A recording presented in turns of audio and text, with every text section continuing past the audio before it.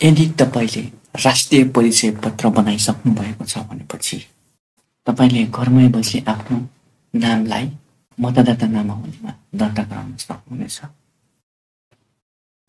त्यो चाहिँ के कसरी गर्न सकिन्छ भन्ने बारे जानकारी दिन गइरहेको छु। साथीहरु, भिडियोलाई हेर्दै गर्नुहोला। सबैभन्दा पहिले त गुगलमा जानुहोस् र गुगलमा गइसकेपछि इलेक्सन कम्युनिकेसन नेपाल सर्च गर्नुहोस्। सर्च गरिसकेपछि इलेक्सन कम्युनिकेसन नेपाल वेबसाइटमा जानुहोस्। यो वेबसाइटमा गइसकेपछि यस्तो खालको इन्टरफेस देखिनेछ र मतदाता नामावली प्री रजिस्ट्रेसन र अध्यावधिकमा क्लिक गर्नुहोस्। क्लिक गरिसकेपछि फेरि पनि यस्तो खालको इन्टरफेस देखा पर्नेछ। त्यसपछि नयाँ दर्तामा क्लिक गर्नुहोस्। नयाँ दर्तामा क्लिक गरिसकेपछि राष्ट्रिय परिचय पत्रमा विवरण दर्ता गरेको व्यक्तिले मतदाता परिचय पत्रमा दर्ता गर्नको लागि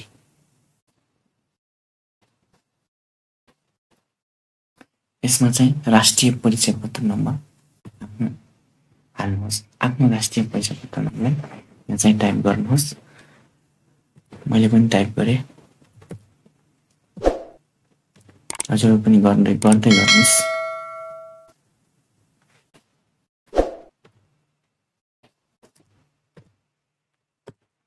र यो जन्ममिति चाहिँ एडीमा भनेको छ। यसमा एडीमा इंग्लिश डेटमा आफ्नो जन्ममिति हाल्नुहोस्।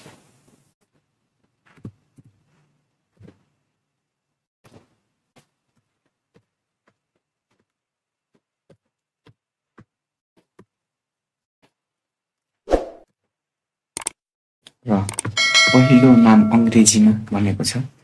यसमा आफ्नो नामलाई टाइप गर्नुहोस्, पहिलो नामलाई, र त्यसपछि चाहिँ सही उत्तर हाल्नुहोस् भनेको छ। 2 - 2 कति हुन्छ? 0 हुन्छ। 0 भइसकेपछि एन्सर लेखिसकेपछि NIN बाट विवरण प्रमाणीकरण गर्नुहोस्। यसमा क्लिक गर्नुहोस्। यसमा क्लिक गरिसकेपछि एकछिन लोडिङ हुनेछ र यो चाहिँ NIN नेशनल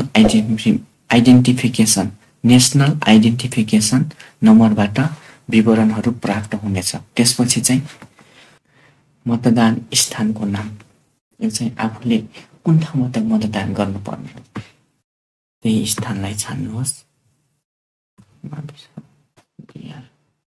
मैले पनि छाने र छानिसकेपछि अर्कोमा क्लिक गर्नुहोस्। क्लिक गरिसकेपछि फेरि पनि अर्को पेज, अर्को ट्याबमा आउनेछ। त्यसमा चाहिँ आफ्नो मोबाइल नम्बर हाल्नुहोस्। यसमा चाहिँ आफ्नो मोबाइल नम्बर र आफ्नो इमेल ठेगाना राख्नुहोस्।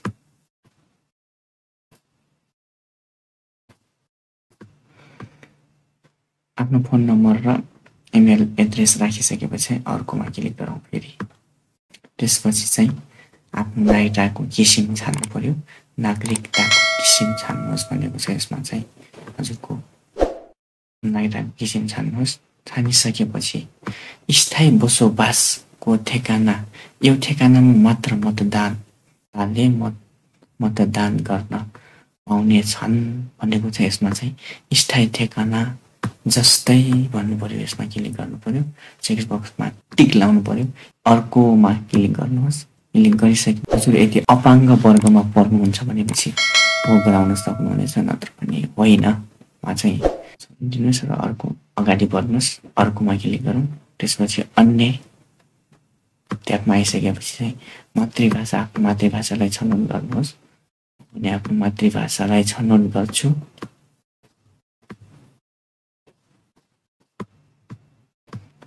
अनि समूह वर्ग, तपाईँ चाहिँ कुन वर्गको हुनुहुन्छ?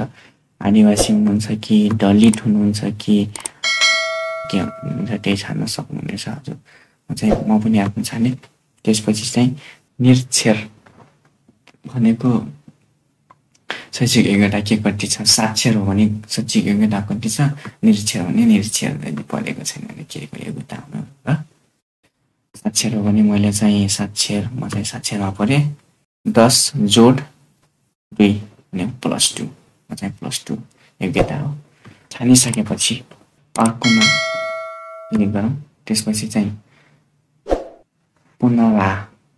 पुनरावलोकन ट्याबमा आइसकेपछि यसमा चाहिँ नोट भनेको छ, आफ्नो विवरण रुजु गरी दर्ता गर्नुहोस् मा क्लिक गरी आवेदन सुरक्षित गर्नुहोस् र दर्ता नम्बर लिनुहोस्। यसरी आफूले भरेको विवरणलाई हेर्नुहोस्, रुजु गर्नुहोस् यदि कतै मिस्टेक त भएको छैन भनेर। यसरी रुजु गरिसकेपछि दर्ता गर्नुहोस् यहाँ पनि छ, दर्ता गर्नुहोस्मा क्लिक गर्न सक्नुहुनेछ। दर्ता गर्नुहोस्मा क्लिक गरिसकेपछि चाहिँ एउटा हजुरलाई आवेदन नम्बर आउँछ, त्यो नम्बर जसले फोटो खिचेर राख्नु होला। अनि त्यसपछि गरिसकेपछि चाहिँ एउटा पिडिएफ आउँछ, पिडिएफ भनेर आउँछ, त्यो चाहिँ डाउनलोड गर्न सक्नुहुनेछ। यसरी सजिलै घरमै बसी आफ्नो नामलाई मतदाता नामावलीमा दर्ता गर्न सक्नुहुनेछ। साथीहरू भिडियो पोस्टलाई लाइक, कमेन्ट, सेयर, यदि च्यानलमा नयाँ हुनुहुन्छ भने च्यानललाई सब्सक्राइब गर्न नभुल्नुहोला। हस्त धन्यवाद।